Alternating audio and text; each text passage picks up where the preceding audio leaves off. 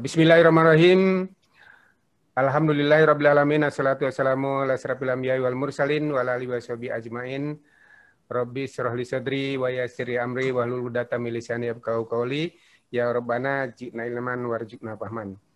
Sahabat sekalian, saat bincang bermanfaat kita hari ini, kita akan mengambil topik pengembangan pangan lokal non beras dan terigu berbasis singkong dan sagu. Dan alhamdulillah sudah hadir bersama kita ini Bapak Insinyur Asikin Khalifah. Assalamualaikum Pak Asikin. Waalaikumsalam warahmatullahi wabarakatuh. Baik, ini sehat kelihatannya nih Pak Asikin. Sekaligus selamat ulang tahun koperasi, hari koperasi hari ini ya Pak Asikin ya. Alhamdulillah. Alhamdulillah ya. Mudah-mudahan Mas Nasar juga diberikan kesehatan. Amin, amin. Amin. Baik, ini untuk bincang kali ini supaya ada kawan yang lain lebih kenal lah ya. Kalau saya sendiri dengan Pak Asikin ini udah lama kenal karena Pak Asikin ini apalah ini bagi saya, bisa guru, bisa abang, bisa orang tua. Sebab masa bujangan saya banyak bersama Pak Asikin nih. Biasalah kalau orang bujangan ya. Kalau kelaparan ya tempat Pak Asikin gitu ya. Nah, untuk itu mungkin Pak Asikin bisa memperkenalkan diri lah gitu ya Pak. Silakan Pak Asikin. Jadi sebelumnya nih Pak Asikin, sebelum kita berbincang mengenai pengembangan pangan lokal non beras dan terigu berbasis singkong dan sagu, ada baiknya Pak Asikin mungkin secara ringkas memperkenalkan diri lah ya. Kalau saya sendiri sih sudah begitu kenal akrab dengan Pak Asikin ini, kenal lama di Riau. Nah, ini Pak Asikin ini pokoknya segalanya lah, bisa abang, bisa orang tua, guru. Karena kita dulu bersama Pak Asikin ini masih bujangan. Tahu sendirilah kalau orang bujangan ya. Nah, silakan Pak Asikin mungkin bisa memperkenalkan profil singkatnya lah Pak. Silakan Pak. Ya, kelihatannya jaringan juga agak tersendat-sendat ya. Enggak saya kurang bisa menangkap dengan baik ini. Tapi intinya saya memang sudah lama bersama-sama Pak Nazar di satu institusi ya, Balai Diklat Pegawai Pertanian dari tahun 82 sampai 92. Kemudian saya berpindah ke Jawa Timur, kemudian ke Jogja, dan terakhir saya di Badan Ketahanan Pangan dan Penyuluhan Pertanian DIY. Ya, itu ringkasnya Mas Nazar karena waktu yang sangat terbatas. Terima kasih. Baik, tapi Pak Asikin kayaknya saat ini kegiatannya banyak juga ya, ada di Perhiptani, ada di Kopitu gitu Pak ya. Ada di literasi ya, apa gitu? Alhamdulillah. Iya. Ada di rumah literasi ya sebagai pusat keunggulan ikhtiar bumi dan ikhtiar langit. Ya. Wah, itu luar biasa itu Pak ya. Baik Pak, kita mulai bincang kita. Mungkin dari sepengetahuan Bapak lah ini ya, bagaimana sebenarnya kebijakan pengembangan pakan lokal ini. Sebenarnya kita sudah lama dengar ini ya, tapi ini digaungkan lagi tentang pengembangan pangan lokal ini. Silakan Pak, gimana Pak kebijakan yang sedang dikembangkan ini? Ya. Terima kasih Mas Nazar, Bapak dan Ibu yang kami hormati. Saya melihat sudah bergabung ini teman-teman saya semua ini, ada Mas Toto Carto, ada Mas Munawar yaitu, dan mungkin yang lainnya tidak bisa saya sebutkan satu-satu. Jadi yang disampaikan oleh Mas Nazar ini sesungguhnya bagian dari artikel saya yang juga sering saya kirimkan ke Mas Nazar ya, sebagai laporan dari beberapa waktu yang lalu. Memang saya mendampingi tim dari pusat yang melakukan kunjungan ya ke Provinsi Bangka Belitung dalam rangka memang melihat penguatan pengembangan pangan lokal yang dilakukan di Provinsi Bangka Belitung khususnya untuk komoditas singkong dan sagu. Ya, saya sendiri juga memahami bahwa Provinsi Bangka Belitung itu bukan sentra komoditas singkong maupun juga sagu itu, tetapi hilirisasi, ya, pengembangan pangan lokal non beras dan non terigu yang berbasiskan pada komoditas singkong dan sagu, ya di sana sangat baik itu ya. Bahkan saya meminta di dalam tulisan artikel saya itu bisa dijadikan semacam role model itu ya untuk provinsi-provinsi, daerah-daerah lain yang merupakan sentra singkong ya dan sentra sagu untuk ya dijadikan produk ya singkong maupun sagu dijadikan produk yang bernilai tambah, baik itu produk intermediate ya maupun produk siap saji itu. Di sana ada 4 pabrikan besar. Ada 5 pabrikan besar itu. 4 itu khusus mengolah singkong dan yang 1 itu mengolah singkong dan sagu itulah. Oleh karena itu kemarin saya tawarkan untuk bincang-bincang ya pagi ini, ya tidak ada salahnya kita mengangkat kembali yang berkaitan dengan pengembangan ya pangan lokal non beras non terigu yang berbasiskan ya pada singkong dan sagu. Mas Nazar, ya.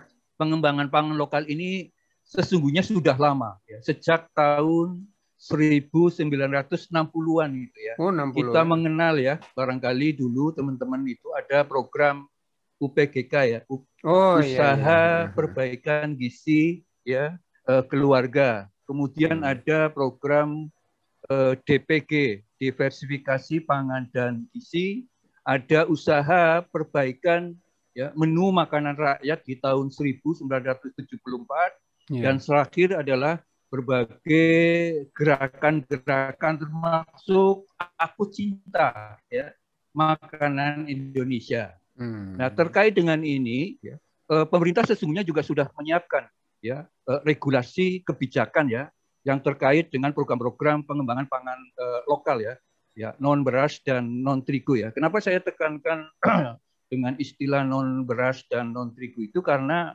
sumber karbohidrat dari biji-bijian ya tidak hanya beras ya, ada jagung ya, kemudian ada sorghum, cantel, demikian juga dengan sumber karbohidrat yang lain.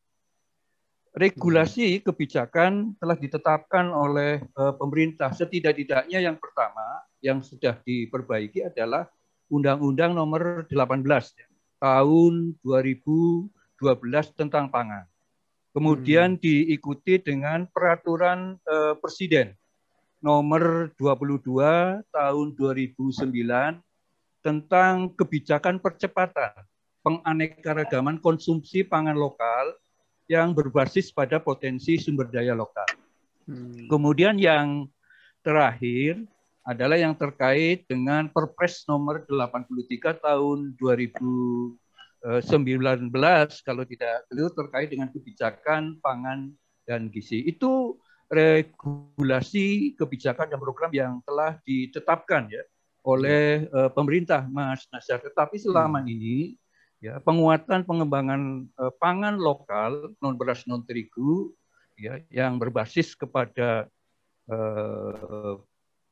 katakanlah singkong dan gandum, singkong dan sagu ini memang perlu terus didorong dan ditingkatkan ya.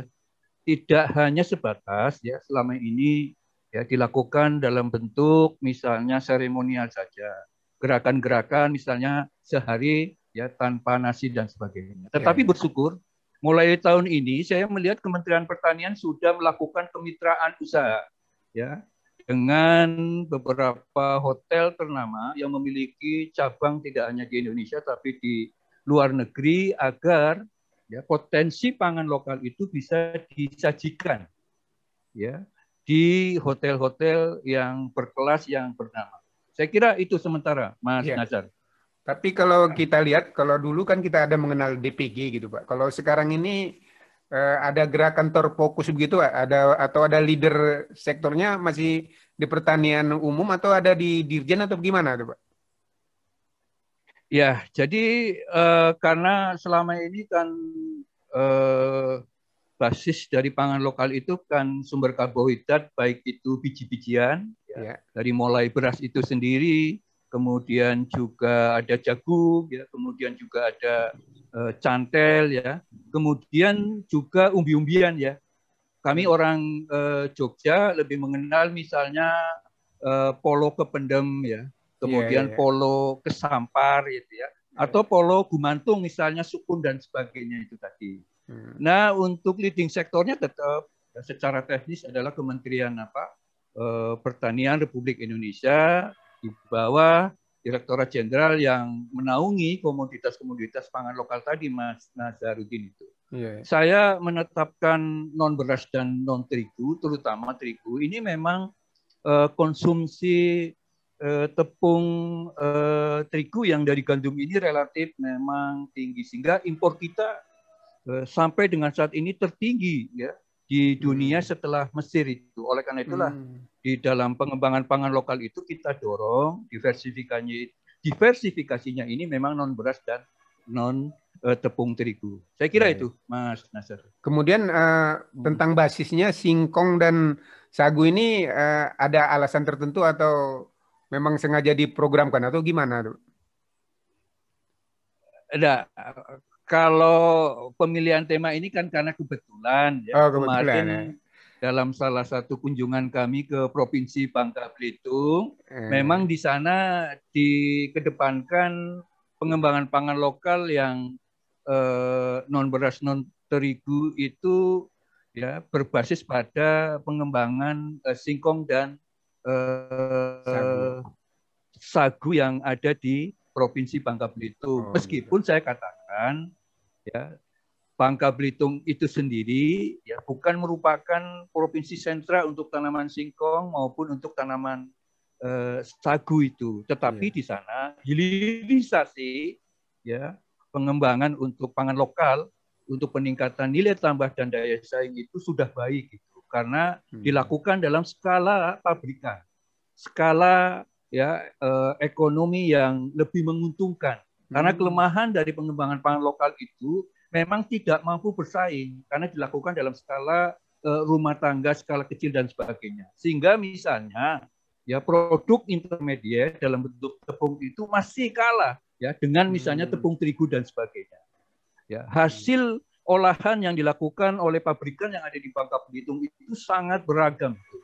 Dimulai dari produk intermediate tepung, kemudian produk siap saji, produk jadi mie sagu misalnya itu, kemudian aneka cake, makanan yang lainnya, kemudian beras dari sagu dan sebagainya itu sangat-sangat tidak kalah kualitasnya kalau saya lihat itu tadi. Sementara kita memahami, ya, Indonesia itu merupakan salah satu negara dengan potensi, ya, tanaman sagu terbesar di dunia. Ya, dari areal tanaman sagu dunia 6,5 juta hektar, 5,4 juta hektar itu ada di Indonesia ini, Mas Nazarudin itu. Akan tetapi konsumsi per kapitanya, ya, itu masih sangat jauh, sangat rendah sekali, baru 0,4 sampai dengan 0,5 kilogram per kapita per tahun. Memang sentra, ya, tanaman sagu ini ada di wilayah Indonesia Timur, khususnya di, ya, Papua dan Papua Barat itu. Ini mendominasi ini 95% dari, ya, areal tanaman sagu yang ada di Indonesia. Saya kira itu, Mas Nasir. Iya, baik, menarik ini Pak ya. Jadi kalau yang Bapak lihat di Bangka Belitung itu, mungkin ini. Halo. Ya, halo. Dengar Pak? Bisa didengar?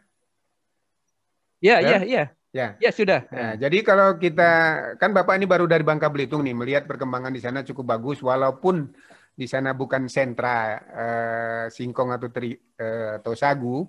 Nah, kalau yang Bapak perhatikan pengembangan di sana itu dukungan pemerintah atau swasta atau bagaimana anunya Pak itu, sehingga dia bisa menurut Bapak ya tanda kutip lah berkembang lah Pak gitu Pak ya, walaupun dia bukan sentra itu. Itu gimana tuh? Ya, jadi kalau menurut saya itu ya sudah sangat baik ya. Barangkali mungkin sama ya dengan yang dilakukan oleh Provinsi Riau, khususnya adalah Kabupaten Meranti ini ya. Kabupaten Meranti ini merupakan sagu ya. Salah satu sentra pengembangan tanaman sagung ya. Dengan hasil olahan yang juga sangat baik juga untuk provinsi dari istimewa Provinsi Riau ini, Mas Nazar itu ya. Bahkan ya aneka olahan sagu yang dihasilkan oleh ya Kabupaten Meranti ini juga mendominasi dari 6% yang sudah diusahakan oleh para petani sagu di Indonesia. Saya kira itu, Mas Nazar. Iya. Nah, artinya peran dukungan lah. Kita kan kalau kita di kan biasanya kan di kelompok-kelompok tani. Kalau kita udah berbicara dia udah hilirisasi ini kan biasanya kelompok tani ini kan akan tertinggal ya. Nah, kalau di Bangka Belitung itu apakah memang perusahaan atau memang kelompok tani kita yang kita bina untuk maju memproduksi pangan lokal dan dikonsumsi, termasuk yang katanya di hotel-hotel itu. Nah, itu apakah dari kelompok tani kita atau memang ada pengusaha-pengusaha yang menginisiasi diri sendiri lah gitu, Pak? Itu gimana, Pak? Iya. Jadi perusahaan atau pabrikan ini memang sebagai off-taker-nya itu.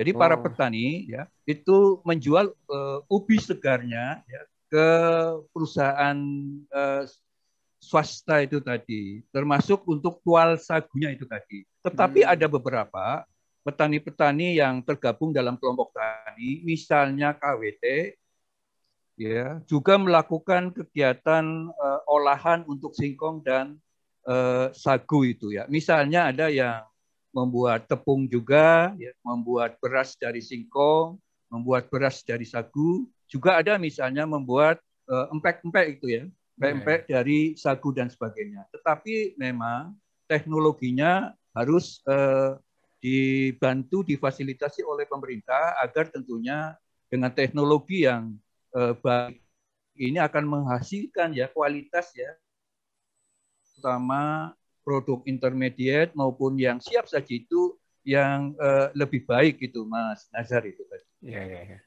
Kami juga mengusulkan agar karena pasokan bahan baku dari perusahaan itu adalah dari petani, ada tentunya kemitraan usaha yang saling menguntungkan.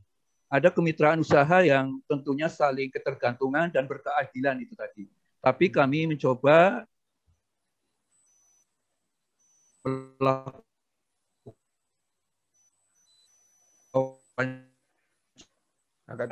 ya, dari hasil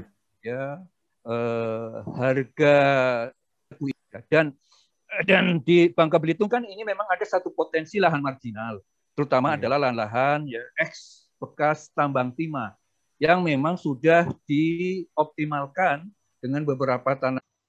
Ya, jadi seperti itu. Jadi seperti itu. Ada juga kelompok-kelompok tani, kelompok-kelompok wanita tani, tetapi dengan teknologi yang masih sangat sederhana, teknologi yang masih tradisional, yang memerlukan sentuhan tentunya dari pemerintah daerah setempat agar produk-produk intermediate, produk-produk siap saji ini juga memiliki mutu ya, kualitas dan keamanan ya sesuai dengan tuntutan konsumen. Hingga harganya juga mampu bersaing gitu ya. Meskipun masih dalam skala rumah tangga ataupun skala IKN. Saya kira itu, Mas Nazar. Iya. Jadi kalau dari pengalaman Bapak lah ya tentang hilirisasi produk singkong dan sagu ini, ada perbedaan enggak segmennya ini antara pengusaha besar dengan binaan-binaan kita di kelompok tani? Atau kelompok tani kita ini mempasok yang belum jadinya? Lebih banyak ke sana atau memang bersama ini hilirisasinya ini? Maaf ini ya, sekali lagi jaringan ini, sinyal ini tadi. Tapi saya bisa menangkap dalam kasus perusahaan-perusahaan, pabrikan-pabrikan yang ada di Bangka Belitung, memang para petani ada yang menjual umbi segarnya dengan harga yang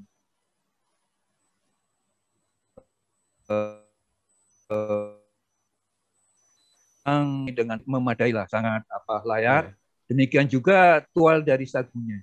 Tetapi ada juga kelompok-kelompok yang saya sebutkan tadi, yang tergabung dalam kelompok wanita tadi, beberapa kelompok wanita tadi, ya, kami juga sempat melihat hasil-hasil olahannya, yang juga melakukan kegiatan pengolahan ya dengan segmen pasar yang mungkin berbeda yang dilakukan oleh pabrikan-pabrikan besar tadi, Mas Nazar.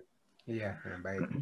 Baik, terima kasih Pak. Ini sudah banyak diskusi kita ini pengembangan pangan lokal. Mudah-mudahan ini bisa minimal menggelitik lah ya kawan-kawan kita yang membidangi pangan lokal ini agar tidak bosan. Sebab kalau saya lihat Pak Sikin, sebenarnya di kita ini masih model gerakan-gerakan yang spesifik itu harus dilakukan. Seperti Bapak sebutkan DPG gitu kan. Kalau sekarang kan sepertinya tidak ada gerakan-gerakan yang khusus untuk dilaksanakan itu.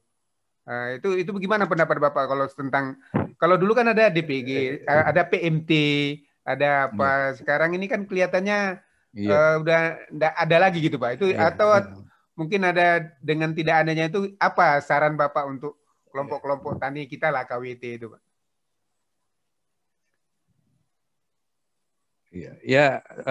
Terima kasih. Pertama, memang dalam beberapa artikel saya menyarankan. Pertama, memang kegiatan-kegiatan yang tidak sebatas hanya seremoni, makanya saya sangat apresiasi terhadap Kementerian Pertanian yang saat ini sudah menjalin kerjasama, melakukan kemitraan usaha dengan off-taker, ya, terutama para pihak yang mengusahakan hotel, di mana pangan lokal ini bisa disajikan ya di hotel-hotel mewah yang ada di Indonesia dan yang memiliki cabang-cabang di luar negeri itu, sehingga dengan kemitraan usaha ini akan mendorong para petani untuk lebih giat lagi mengembangkan pangan lokal. Tapi ada satu hal yang merupakan pengalaman kami, di mana kami juga di Yogyakarta dulu melakukan kajian terhadap 10 sumber pangan lokal umbi-umbian itu. Kami ingin mendorong, yang pertama itu tidak selalu melakukan sosialisasi edukasi dari nilai gizinya saja, bahwa dari sekian banyak pangan lokal, ya, apakah itu biji-bijian maupun umbi-umbian, itu juga memiliki nilai fungsional. Justru nilai fungsional itulah yang sekarang di era pandemi COVID-19 yang melanda di berbagai negara di dunia, termasuk di Indonesia sebagai bencana nasional non-alam, ini telah dikedepankan nilai fungsionalnya. Kalau biji-bijian umbi-umbian ini selain memiliki nilai gizi juga memiliki nilai fungsional. Kemudian yang kedua, tentunya harus terus dilakukan kegiatan kajian untuk uji preferensi, ya, uji selera kepada masyarakat, karena ini penting. Saya mencoba ya mie dari singkong yang ada di Yogyakarta maupun ya mie sagu yang ada di Bangka Belitung ini tidak kalah, ya, tidak kalah, sungguh tidak kalah itu tadi, dan memiliki keunggulan-keunggulan itu dari masing-masing pangan lokal itu, Mas Nazar itu tadi. Tinggal bagaimana terus pemerintah memfasilitasi terkait dengan teknologi, kemudian juga fasilitasi katakanlah mereka yang lokasinya ya ada di daerah-daerah, tentunya dibangun jalan usaha tani, alat transportasi dan sebagainya. Yang sekarang ini juga sedang dilakukan oleh pemerintah itu ya. Terutama itu tadi di Papua itu salah satu problemnya, pabrik besarnya sudah ada di sana. Adalah infrastruktur juga itu untuk ya membawa ya produk-produk itu dari sentra ke konsumen itu tadi. Itu Mas. Ya, baik. Terima kasih, menarik ini diskusi kita. Tapi kena waktu juga ini membatasi. Mungkin dari kawan-kawan Pak Sikin atau dari sahabat yang lainnya mungkin ada yang ingin komen, silakan menampilkan videonya. Mungkin atau raise hand atau ada yang mau didiskusikan menjelang kita ini, karena kita waktunya memang sengaja kita singkat biar penasaran Pak diskusinya gitu. Nanti kalau kita menarik kita bikin pertemuan. Sama-sama Mas Nazar. Ya. Iya, ini teman-teman saya semua itu ada ya, Mas silakan. Devi nih, Mas Mana Devi tahu nih, ada yang mau sharing, silakan. Dari Direktorat Jenderal Tanaman Pangan. Saya ya tidak baru kali ini. Saya sangat lama mengikuti dan memang saya concern dengan pengembangan pangan lokal itu ya. Oleh karena itu gimana Kang Mas Nazar. Mas Asikin. Ya. Saya coba menyimak aja dulu, dilanjut. Ini topiknya menarik ini. Kang Mas Asikin, Bapak pagi ini saya menyimak aja dulu. Ini topiknya memang cukup menarik. Makanya saya mencoba bergabung meskipun ini saya membuka beberapa Zoom hari ini. Ada 3. Monggo saya sambil menyimak. Ya, terima kasih. Ya. Terima kasih Mas Dr. Devi. Ini lagi di lapangan ini ya. Waduh, salut, apresiasi itu ya. Ini saya setiap saat ini. Oh gitu, singkong Pak ya. Ya, monggo silakan ya teman-teman itu. Monggo silakan. Iya. Baik, itu ada yang ingin share atau gimana dari diskusi kita ini? Jadi terima kasih nih Pak Sigin sudah berbagi. Mudah-mudahan ini memotivasi kita lah ya, anak-anak muda. Ya ini pertama ada gangguan sinyal, jadi komunikasinya kita. Iya. Ya tidak stabil, tidak jelas. Tadi ada penyampaian pernyataan dari Mas Munawar ini ya, Mas Munawar itu ya? kolega kami di Fakultas Pertanian Jenderal Sudirman ini Mas Nazar. Mungkin bisa diteruskan ya tadi ya Mas Munawar itu tadi. Saya menangkap memang pengembang disinggung oleh Mas Munawar memerlukan adanya pembiasaan ya untuk secara konsisten kita memang membiasakan diri mengkonsumsi ya berbagai pangan lokal itu. Problemnya kadangkala jika dibandingkan dengan beras yang mungkin diproduksi dalam jumlah besar, kemudian yang kedua mudah diolah, ya.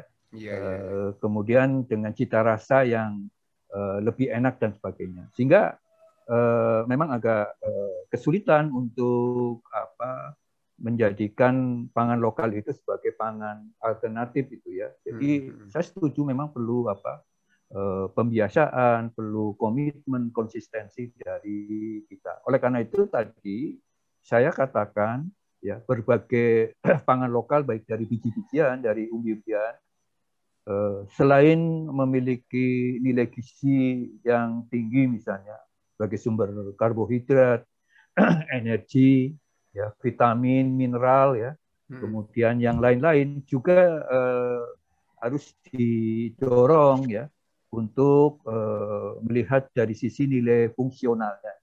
Misalnya sukun ya, sukun itu selain memiliki nilai gizi yang tinggi juga nilai fungsional yang tinggi juga. Katakanlah misalnya kandungan antioksidan. Nah kami itu dulu ya di Yogyakarta, di Badan Ketahanan Pangan dan Penyuluhan Pertanian Yogyakarta itu bekerja sama ya dengan Pusat Studi Pangan dan Gizi melakukan kajian untuk melihat nilai fungsional ya dari 10 jenis umbi-umbian ini Mas Nazar itu tadi. Nah hanya kebetulan waktu itu tidak termasuk porang yang saat ini sedang booming itu tadi itu ya. Karena porang juga ya memiliki nilai gizi dan sekaligus juga memiliki nilai fungsional yang tinggi yang baik untuk tentunya menjaga mempertahankan kesehatan kita semua. Jadi kami melakukannya kedua, kami juga untuk membiasakan diri melakukan kajian preferensi itu tadi, preferensi yang berkaitan dengan selera masyarakat itu. Ketika itu ya pangan lokal yang kami coba ujikan preferensinya itu yang berbahan dari singkong, kemudian diolah menjadi mokaf, kemudian diolah menjadi mie gitu ya.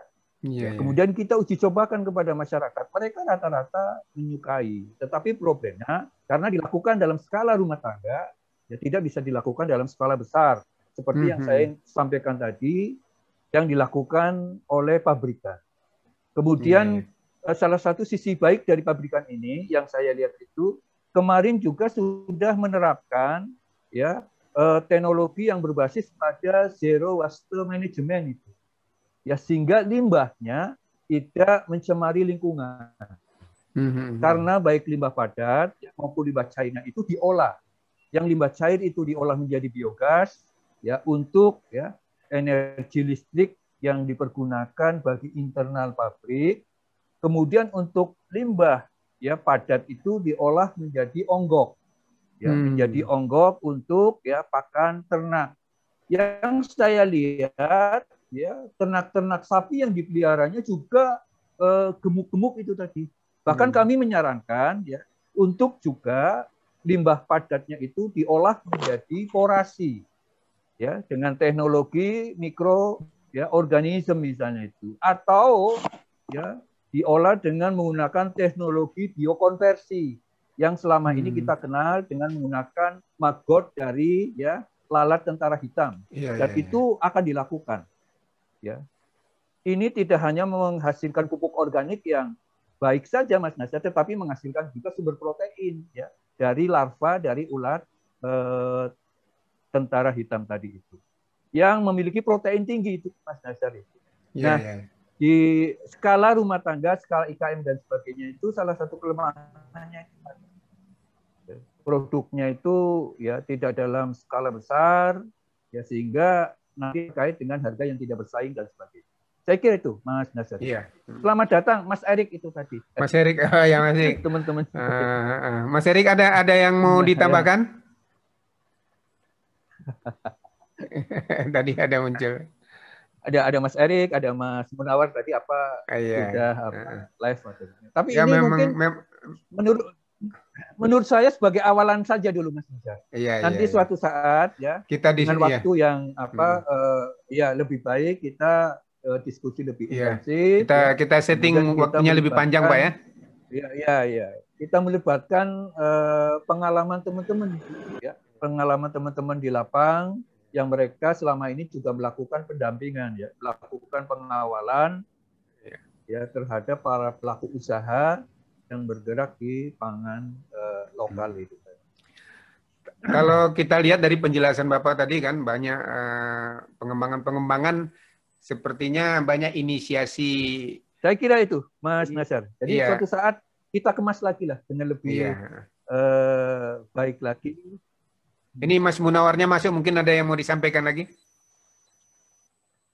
Sebelum kita tutup Pak Gimana? Pak Mas Munawarnya ada kayaknya masuk ini. Dia sedang masuk. Kita tuh mana tahu ada yang mau disampaikan. Mas Munawar, gimana? Ada yang mau disampaikan? Iya. Ya. Mohon maaf Mas. Ya, Pak. Tadi terputus ya. Iya. Ini Pak sebetulnya kan cukup bagus lah. Artinya inisiasi itu sebenarnya sudah lama dan beberapa lembaga termasuk kementerian sudah mulai istilahnya itu melakukan sosialisasi inisiasi bagaimana hilirisasi bisa terbangun. Tetapi yang berat itu kan sebetulnya bagaimana kita menggeser habit ya, kebiasaan yang kalau orang-orang terutama di Jawa itu kalau belum makan nasi kan belum makan gitu. Ini yang jadi problem. termasuk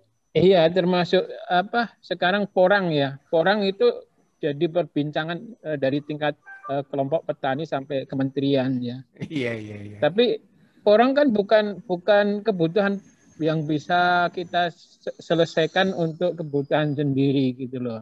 Itu sebenarnya yang jadi problem. Jadi kalau skala industri, oke lah kita bisa memberdayakan, misalnya bermitra dengan masyarakat atau petani. Tapi kalau pasarnya masih terbatas, kemudian memang kebiasaan di kita itu belum menjadi budaya ya untuk memenuhi pangan, bahwa ketahanan pangan itu bukan hanya beras gitu loh. Ini yang mungkin bagaimana menurut Pak Asikin itu istilahnya berarti kan ini cukup besar edukasinya ke masyarakat itu. Kira-kira apa yang bisa kita lakukan ke depan? Terima kasih Mas Mun. Tadi mungkin ketika jeda karena ada gangguan keberlanjutan link ini ya, saya memang mencoba memanfaatkan waktu yang ada untuk menjelaskan. Memang kalau dibandingkan pangan lokal ya, terutama sumber karbohidrat dari biji-bijian, yang utama adalah konsumsi beras ataupun nasi. Ada di dalamnya memang yang pertama kalau beras atau nasi kan ini mudah ditemukan ya, mudah didapatkan dalam jumlah besar ya, mudah diolah, memiliki rasa yang enak, termasuk tadi menyertai yang saya sampaikan tadi habit atau kebiasaan ya, belum makan kalau belum makan nasi misalnya. Nah, oleh karena itu memang tadi saya katakan memerlukan konsistensi ya, komitmen kita untuk secara terus-menerus itu ya, melakukan sosialisasi, edukasi. Dari sisi kami memang selama ini tidak mengedepankan soal nilai gizi saja, tetapi harus disertai ya juga dengan nilai fungsionalnya. Gunakan gerakan-gerakan yang selama ini tadi saya katakan hanya bersifat seremoni, tetapi lebih kepada upaya-upaya untuk membiasakan. Misalnya dulu ada satu gerakan yang sangat baik yang ditangkap oleh Norais ya, 1 hari tanpa nasi itu. Ujaran ya, mengkonsumsi mie ya. Kemudian ini memesan itu dari salah satu pelaku usaha yang ada di DIY dengan jumlah yang lumayan besar. Tetapi kemudian ya karena berganti pimpinan, berganti kebijakan dan ini tidak berlanjut. Itu yang disebut dengan adanya komitmen konsistensi untuk secara terus-menerus kita melakukan pembiasaan. Saya kira itu Mas Mun ya. Untuk yang terkait dengan pembiasaan ya, pembudayaan itu ya, untuk mengkonsumsi pangan lokal sebagai pangan yang bersifat alternatif. Terima kasih. Ya, baik. Terima kasih. Ini ada yang lain sebelum kita tutup barangkali? Ya. Bisa raise hand atau apa? Pak Erik dari Jakarta nih. Ada Mas Luarso juga. Pak Luarso, ya silakan Pak Luarso. Assalamualaikum Mas As. Oh ini Mas Erik. Mas Luarso senior lo ya Pak Luarso, silakan. Waalaikumsalam. Baru masuk ini. Alhamdulillah. Sehat-sehat Mas Lu ya. Sehat-sehat Mas Lu ya. Nggih, seger buger nggih. Ya biasa ngecasnya jadi berkurang ini biasanya. Karena chargernya ada yang istirahat. Ini jadi berkumpul ini ya kolega-kolega kami Mas Nazar. Tadinya bincang-bincang ini hanya diskusi ringan dengan Mas Nazar saja ya. Cuman karena tadi ya semalam saya tanyakan bisa nggak ini link ini bisa diakses ke teman-teman, Mas Nazar bilang bisa ya, saya sampaikan lah tadi di beberapa WhatsApp. Makanya muncul ini ada Mas Mun, ada Mas Erik, dan terakhir ada Mas Luarso. Terima kasih ini. Ada yang mau disampaikan Mas Luarso? Monggo Mas Lu. Non sewu kenalin saya juniornya Mas As. Pengen dengerin aja bagaimana sih itunya, karena saya memang ya usahanya bidang pangan ya. Bertugas di Rio nih Mas. Oh, Masya Allah. Ya, ada satu yang perlu saya promosikan, juga menulis buku yang sangat bagus juga nih terkait dengan pengembangan ekonomi ya, ekonomi kerakyatan ya, ekonomi yang berbasis inklusi yang selama ini juga menjadi kompetensinya Mas Luarso ini ya. Ya, terima kasih Mas Nazar. Belum sempat saya baca semuanya. Terima kasih Mas Lu ya. Mas Lu ini selama ini memang bergerak di badan usaha milik petani ya. Oh, BUMP ya. Nazarudin yang mengedepankan pertanian presisi ya, pertanian pintar ya, smart farming sebagai basisnya untuk lebih produktif ya, lebih efisien ya. Kemudian tentunya langsung mengakses juga pada off-takernya itu tadi. Dan ini ya beliau sekarang juga masih terus itu ya untuk konsisten komitmen di bidang pangan itu tadi. Iya. Baik, terima kasih sudah bersama nih Pak Luarsa. Nah, Pak Erik mungkin tadi katanya ada yang mau disampaikan? Iya. Pak Erik silakan. Itu tadi Mas Erik itu. Oh, Mas Erik ya. Ya. Atau dari lapangan itu saya lihat ada teman-teman dari koperasi, ada dari BPP tadi, entah BPP mana. BPP tetap Zulkarnain. Iya. Mungkin saya sedikit Mas Asikin. Iya, monggo Mas Lu. Iya. Memang menarik ya bahan pangan lokal yang saya kira sudah banyak kita bahas, dan beberapa penggiat juga dari kelompok IPB juga ada, kemudian dari kelompok Unsut juga saya kira ada, banyaklah penggiat-penggiat itu. Memang saya lihat itu ada satu konsepsi yang sangat belum saya mengerti. Jadi salah satunya adalah bahwa sepertinya bahwa kalau namanya pangan lokal yang disebut dengan keanekaragaman ini adalah akan menjadi kompetitor beras. Nah, ini satu persepsi yang saya kira kurang bijaksana. Apapun, karena masyarakat Indonesia itu sudah menjadi milio untuk makan beras. Kalau beras ini memang keberadaannya agak sedikit terguncang, tapi saya kira juga kalau lihat dari volumenya, beras ini merupakan satu-satunya komoditi yang masih betul-betul mungkin 99% masih dikuasai oleh anak bangsa. Jadi betul-betul lokal lah, karena hanya benih padi yang masih bisa punya bargaining posisi tinggi di para petani. Mungkin mohon koreksi nanti Mas Munawar. Jadi petani kita padi itu lebih percaya pada benih-benih lokal daripada impor, termasuk benih hibrida juga saya kira gagal ya untuk menginfiltrasi petani Indonesia. Yang kedua juga sebetulnya konsep makanan lokal itu masih cenderung pada idealisme, belum disentuh pada struktur bisnisnya, sehingga orang sering bertanya, misalnya kepraktisan tentang harga, kemudian keterjangkauan, ketersediaan, kemudian kembali lagi pada sisi produksi juga belum dihitung skala ekonomi dan spasialnya yang bisa memberikan satu ketersediaan secara kontinu. Nah, ini yang sering menjadi kendala. Saya juga sudah mencoba untuk yang binaannya Mas Asikin yang di Gunung Kidul itu, tentang dia sudah buat mie, bukan apa, cuma setelah kita coba untuk coba di dalam struktur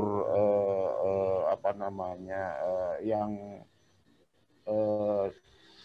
lebih ke arah bisnis, itu mereka kemampuan untuk produksinya tidak bisa kontinu dan volumenya juga sulit untuk dikembangkan.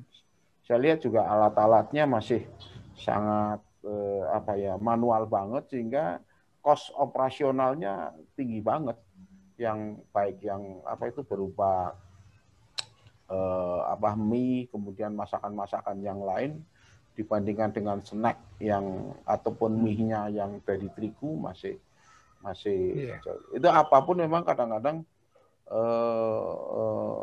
kita memang antara idealisme dengan bisnis itu sepertinya beriringan, padahal pada prakteknya itu sangat sulit itu antara idealisme dengan bisnis. Karena bisnis itu ujungnya adalah bagaimana kita bisa berkompetitif. Bagaimana bicara tentang harga. Jadi, sementara idealisme itu sepertinya ada unsur yang sulit untuk ditembus oleh faktor-faktor bisnis.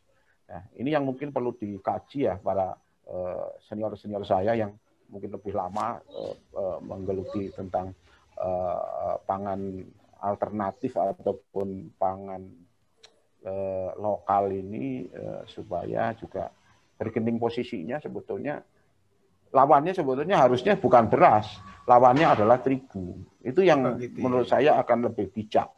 Jadi jangan sering nggak bahwa ada istilah sampai digelorakan di Jawa Barat itu adalah one day no rice gitu kan. Itu sebenarnya sangat menyakiti petani kami, petani kayak saya, petani padi yang selama ini juga kami paling tidak bisa berjasa untuk ngasih makan jenis karbohidrat lah, walaupun belum sampai pada makanan sehat taruhlah. Tapi keniscayaan bahwa selama ini yang menopang pangan Indonesia itu adalah beras. Tapi kalau kami sepertinya menjadi kayak pendosa gitu ya, dijadikan bahwa sampai menjadi tagline pejabat untuk one day no rice gitu, atau pangan lokal pengganti beras itu. Saya kira kok itu isu ini menjadi tidak menarik bagi sekelompok besar masyarakat Indonesia gitu, selain petani padi itu sendiri. Jadi saya kira kita akan angkat saja bahwa ini adalah makanan asli Indonesia saja. Dan kalau tadi ya ketersediaan, kepraktisan, kontinuitasnya itu bisa terjaga, saya kira bisa. Dan kompetitornya sebetulnya jangan padi lah, karena padi itu betul 100% mungkin ya mendekati, mohon dikoreksi Mas Munawar, bahwa padi itu ya lokal, jadi hampir sedikit lah yang kalau impor kan juga dari 31 juta itu kan cuma 2,5 juta itu paling tinggi. Jadi saya kira juga komposisinya masih berat. Dan sebetulnya tren sekarang itu tentang makanan lokal sangat baik ya. Saya sedang mencoba untuk membangun satu startup ya oleh anak saya itu namanya Sentra Kitchen. Jadi ini dia akan juga meng-approve ya, mengeksplor makanan-makanan lokal untuk disajikan itu dengan gaya yang kekinian. Jadi praktis gitu loh ya. Jadi bagaimana makan sushi, bagaimana makan udon dan lain-lain. Jadi kemudian OKB itu arahnya ke situ. Dia sedang riset termasuk dengan saya lihat nanti suatu saat kita eksplor lah sama Mas Munawar tadi di grup sedang dibangun. Bagaimana startup ini cara berpikirnya sangat berbeda dengan kita, bahwa dia itu berbasis adalah konsumen driver. Nah, konsumen driver ini dia punya petaknya, pola ini, sehingga dia akan menyajikan satu makanan lokal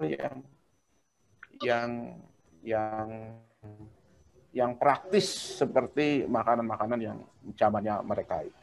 Ya, baik. Jadi, kemarin saya dengar juga dia sedang riset tentang bagaimana kemasan itu yang hanya ditarik saja itu udah anget gitu loh. Jadi makanan itu dalam tersaji anget tapi sangat praktis sekali. Saya kira itu mungkin yang bisa saya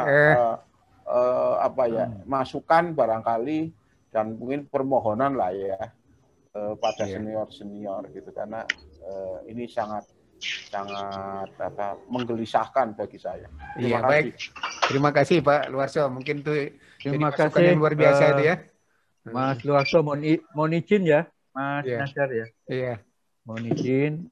Saya kira yang disampaikan beliau baik ya untuk literasi kita semua. Jadi Betul Mas Luarso, itu pengembangan pangan lokal non beras, non terigu bukan berarti ya yang khusus beras itu memang menggantikan, makanya hanya sebagai pangan alternatif ya.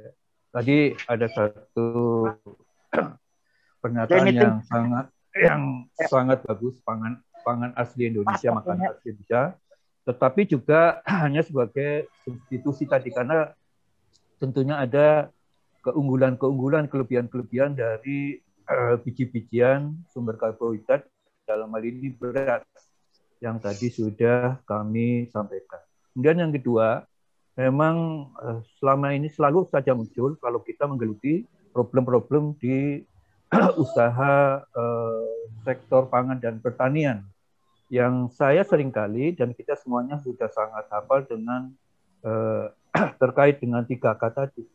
Kuantitas, kualitas, dan tentunya adalah keberlanjutan, kontinuitas tadi. Oleh karena itu, ketika kami melakukan kunjungan ke Bangka Belitung, ya, ke perusahaan-perusahaan yang melakukan hilirisasi pangan lokal, karena Bangka Belitung juga bukan sentra untuk singkong dan sagu. Ya, ini memang harus dipertimbangkan bagaimana ya untuk kedepannya soal pasokan bahan bakunya. Ya, meskipun ya Bangka Belitung juga memiliki potensi ya tidak saja lahan marginal. Dalam hal ini yang kemarin menjadi perhatian kami yang menarik adalah bagaimana melakukan rehabilitasi ya terhadap lahan-lahan ya bekas tambang timah ya untuk bisa dikembangkan untuk tanaman-tanaman ya pangan lokal yang kami sebutkan tadi, untuk singkong dan juga untuk sagu. Khusus untuk sagu, ya, memang selama ini kecenderungannya kita lebih kepada substitusi ataupun mengganti, menggeser, tidak hanya bukan untuk beras, Mas Duarto, tetapi memang kepada tepung terigu ya. Kendati pun memang secara zonasi agroekologi saat ini ya yang diperlukan kan sesungguhnya komitmen kita. Beberapa lokasi sudah bisa mengembangkan ataupun bisa dikembangkan untuk tanaman gandum. Memang produktivitasnya itu masih relatif sangat rendah.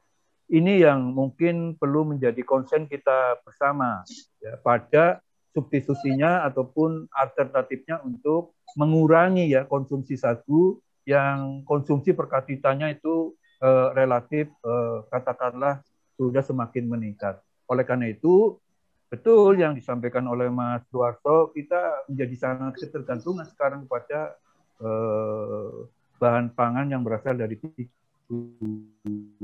sehingga kita menjadi importir ya yang terbesar yang dulu diduduki oleh Mesir, sekarang kita sudah mengungguli ya. Dan ini tentunya adalah devisa yang harus kita hemat.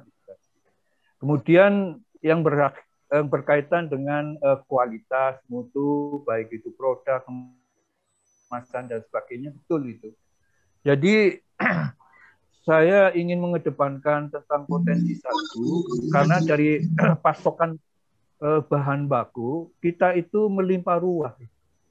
Bahkan Badan Pangan Dunia menyebutkan ya Indonesia itu menjadi lumbung pangan yang berbasis pada tanaman sagu. Karena dari 6,5 juta hektar ya 5,4 juta hektar itu ya itu ada di Indonesia dan 95% memang ada di Papua dan Papua Barat itu. Hanya memang belum seluruhnya ya dilakukan pemanfaatan, baru sekitar 5-10% saja. Sehingga produksi untuk tepung sagu itu baru sekitar 500.000 tonan saja. Itu sangat kecil. Dari sekian itu memang dihasilkan sebagian besar dilakukan oleh sentra sagu yang ada di Kabupaten Meranti. Ya, dulu namanya Selat Panjang itu ya, karena kami lama ini di provinsi Riau dan bahkan kami sudah pernah melakukan dan satu-satunya memang kabupaten yang melakukan kegiatan budidaya ya untuk tanaman sagu. Kalau daerah lainnya karena terkonsentrasi dalam kawasan hutan sebagai foods ya forestry ya produk ya non kayu ya itu belum dilakukan kegiatan budidaya. Tual-tualnya itu diambil. Ya. Bahkan pengembangannya dari anakan yang sekitar 20 sampai 25 dipilih yang terbaik. Tetapi di Meranti itu sudah ada kegiatan yang berkaitan dengan budidaya. Hanya ya IKM kelompok-kelompoknya memang ya masih menerapkan teknologi yang sangat sederhana.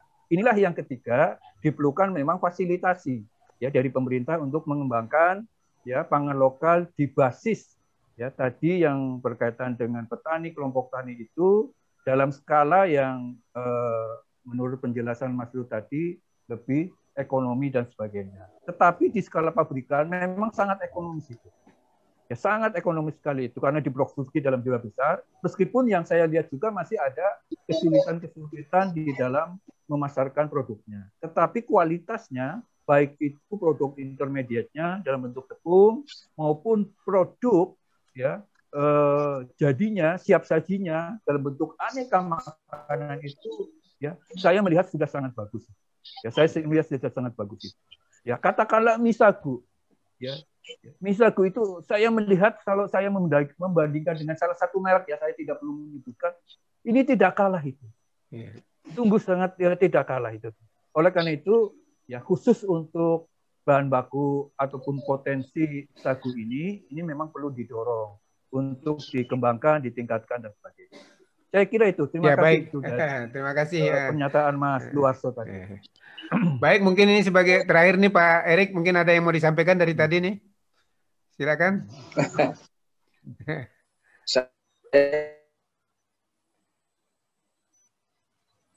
Saya Pak itu aja Pak, penyimak Pak. Ini ada Mas Munawar, apalagi Mas Asikin, nama saya kalau Pak Luarso manggilnya mesti suhu nih. Ini tiga orang ini orang hebat di kampus saya semua nih masalah pertanian. Saya nyimak aja Pak. Saya nyimak aja Pak Nazar, nyari ilmu. Iya baik. Terima kasih Mas Erik. Baik, makasih kehadirannya ini untuk udah menambah. Ganteng aja ini. Iya.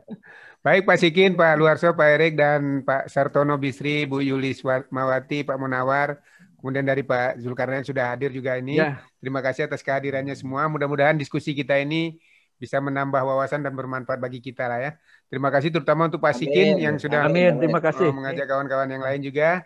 Dan salam kenal dari saya lah ya. Mudah-mudahan kita bertemu di lain kesempatan lagi dengan diskusi yang lebih bermanfaat lagi. Saya kira demikian ya, Pak Sikin. Ada hal lain yang mau ditambahkan? Sama-sama, terima kasih. Cukup ya? Saya kira cukup. Hanya saya katakan bahwa ini mungkin sebagai awalan saja. Nanti suatu saat bisa dibuka lagi satu diskusi, bisa dengan tema ataupun topik lanjutan, atau mungkin dengan tema dan topik yang lain, tetap di seputaran sektor pangan dan pertanian. Baik di aspek hulu, di aspek budidaya, maupun tentunya yang sangat penting adalah di aspek hilirnya itu ya. Terima kasih.